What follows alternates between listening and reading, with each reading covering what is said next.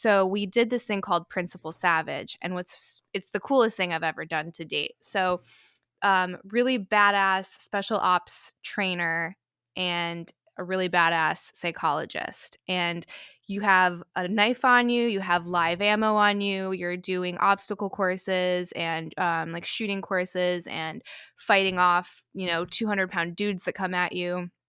And they'll break down psychologically why you did what you did. They'll see how him and I work as a couple. And they challenged me on that. Like there was this little part after one of the trainings, and like the days are super long, and you have like these fireside chats.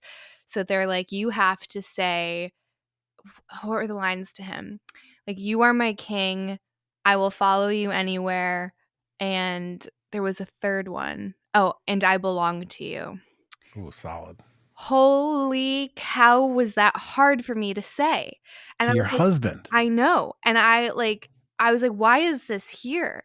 And I had just gotten done with like this neurofeedback training a couple weeks prior, and they also challenged me on like the feminine and masculine energy, and they were saying like I'm presenting too masculine and that's hurting the relationship. And I was like, what are they talking about? And this comes up again. And I was like, wow, there's something here. So this is in front of a group of people, and I'm being asked to be so vulnerable and like work this out, right? Like, well, why am I hesitating? Why is there a lump in my throat? And it's because I felt like I was losing some kind of agency by that. Like, I was no longer his equal if I said that. And that's not the case, right? It's not that we're not equals, but you do have to have a designated leader. And that's the reason that most successful companies don't have two CEOs. You might have a COO, right? So they're also very important and have a lot to do. Just like you're saying, your fiance wife helps run like your events and scheduling, and she has like a very important role. So it's not to say that you don't matter, but it's to say when it comes down to it, someone has to take the lead. And then for some reason with me, I was like, well, why can't it be me? And I know that that's ridiculous. And I talked it through with my husband. He's like, okay, well, because I do agree. I think it's supposed to be him. But let's say there's a zombie apocalypse, right? Like, what am I going to do? Like, I don't know the first thing about the generator. I'm not going to be able to fight off bad guys. Like, I'm not going to be able to protect our location. Like, there's all of these things that I'm going to rely on him for. And it's not to say I'm useless, but who am I going to fall back on? And I would hope that it's me falling back on him and not the other way. Otherwise, we're fucked. Right. Well, the biology has so much to do with it, right? Size. I'm designed to kill bad guys and Mhm. animals, Mhm. right? Mhm. And so let's put me where I can specialize in my highest and best use. I read the other day and I tweeted it. We protect women because they protect everything else. Mm. So there's, you're protecting my children and the home and all these things that are more that are like so important. And part of the problem is that feminism has degraded the value of housekeeping and house management and loving family and being dedicated to creating time and events and meals and gatherings, etc., and creating a home. It's been denigrated. Masculine ideals were put forth as the new feminine ideals. If women could only just be more like men, no. And we're learning that, and we're seeing how it doesn't play out in the long term, and we're seeing how women who believe that are unhappy when they seek out a man that they feel like they could be an equal to physically and in every way. That old commercial, anything you can do, I can do better. Mhm. Yeah, okay. Yeah, okay. But I can't do a lot of things that she can do, Mhm. right? But back to your comment about like people's kinks.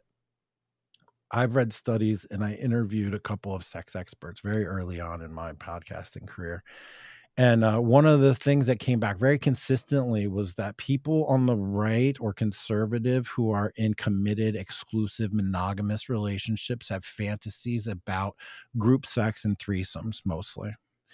And people on the left who are in egalitarian relationships where they're both the same and anything you can do, I can do better. The women fantasize about being dominated and I'm missing the word now.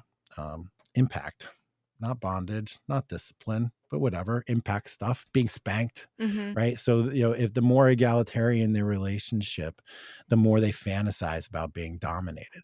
So there's some element there of just like wanting the thing that you don't have, Mhm. right? Mhm. And then I joked at the time that traditionalists who on the right, who are living a full-time trad life with the wife at home and whatever, it's almost like a 24/7 dom sub sort of kinky relationship if you're coming at it from the perspective of the left.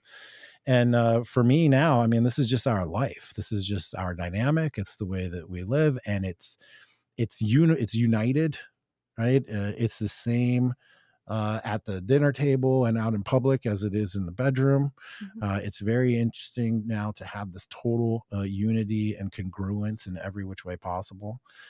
And she does not identify as a feminist. And yet she's accomplished and has done the things that she wants to do and is not afraid to take charge and is not afraid to be a leader. But she leads on my delegation. So, like, for example, I'll be like, honey, we're going to have a barbecue here. We're going to have 50 people. And she goes, okay. And she knows it's her job to take care of it. So she goes and she plans it, and then she comes back to me with a list of things to do. Mhm. I'm like, okay. So and then I do all the things on the list. Now, who's in charge? Is it her because she gave me the list of things to do, or is it me because I set the agenda? Mhm. It's kind of hard to tell, but we're both being a leadership. I'm setting the agenda, picking the sort of destination, and then she's like the COO. She figures out how to make it happen, Mhm. and then I'm also the muscle. So it's like, go move this thing and pick this thing up and build this thing and take the trash out. Okay, that's fine. That's an acceptable role for me as long as I'm also the leader. Mhm. If you're so like a honey-do list, as it were, Uh-huh. I'm all over the place right now. Whatevs. A honey-do list, if that's your life, man, that sucks. That's no good. If you just come home and she's like, here's a list of things for you to do, Mhm. and you didn't actually help set the agenda, yeah, that's bad.